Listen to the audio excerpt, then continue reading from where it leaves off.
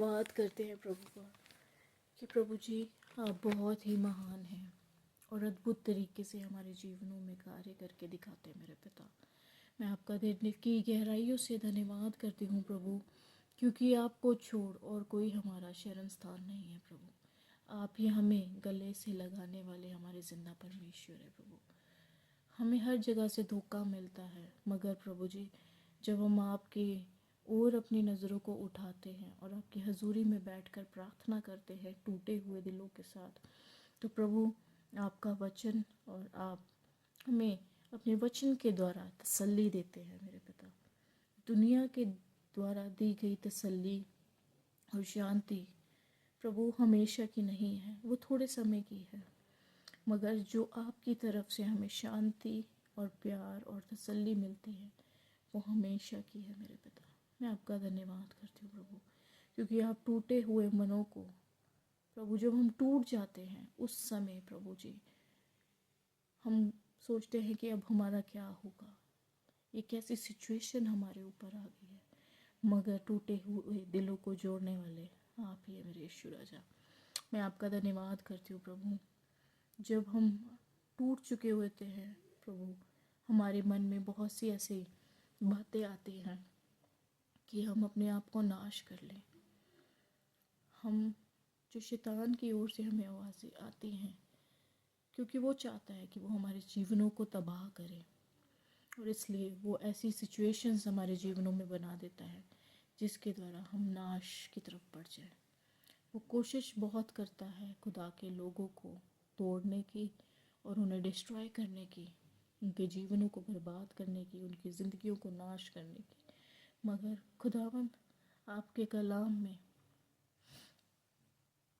हमें बताया जाता है कि जो यहोवा परमेश्वर पर भरोसा रखता है वह कभी भी लज्जित नहीं होता, और जितनों ने यहोवा के ऊपर अपना चित्त लगाया है, जितनों ने यहोवा पर भरोसा किया है, वे कभी भी लज्जित नहीं होते।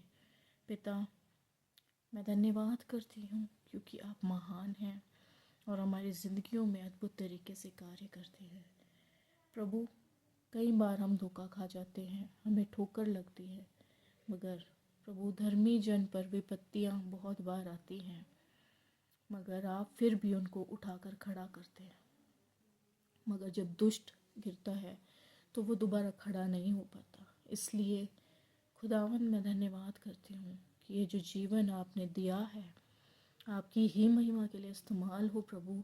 मैं आपके नाम में, आपके कलाम में मजबूत बनूं और बहुत से ऐसे टूटे हुए दिलों के लिए प्रभु जी मैं आशीष का ज़रिया बनूं। मेरी यही प्रार्थना है मेरे पिता, आप दया कीजिए।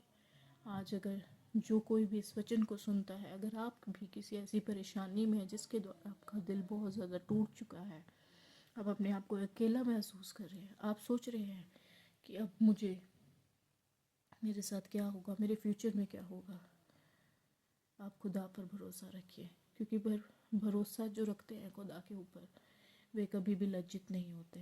परमेश्वर ने अपने कलाम में हमारे लिए ये कहा है कि जो कल्पनाएं मैंने तुम्हारे विषय में की है वो तुम्हारी हानि की नहीं है, बल्कि तुम्हारी उन्नति और तरक्की की है, और अंत में मैं तुम्हारी आशा को पूरी करूँगा।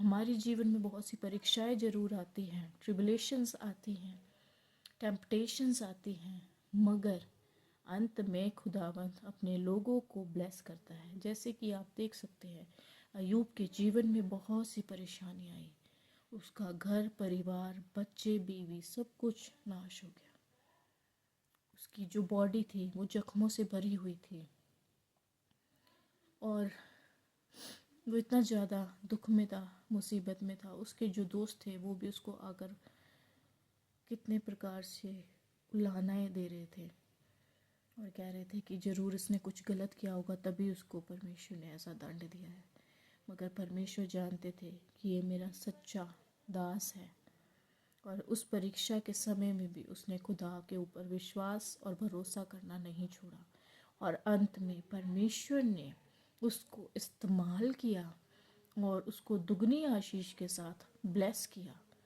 इसी रीति से परमेश्वर हमारे जीवनों को भी इस्तेमाल करते हैं हमें कई बार ऐसे दुखों का, ऐसी सिचुएशंस का सामना करना पड़ता है, क्योंकि प्रभु हमें कुछ ना कुछ सिखाना चाहते हैं कि मनुष्य के ऊपर भरोसा रखना व्यर्थ है, मगर जो परमेश्वर के ऊपर भरोसा रखते हैं वही महिमा को पाते हैं।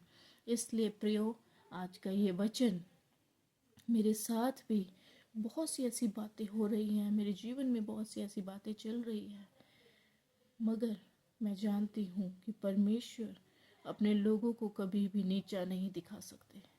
परमेश्वर हमें ऊंचा उठाते हैं, हमारी इज्जत को बढ़ाने वाले परमेश्वर हैं।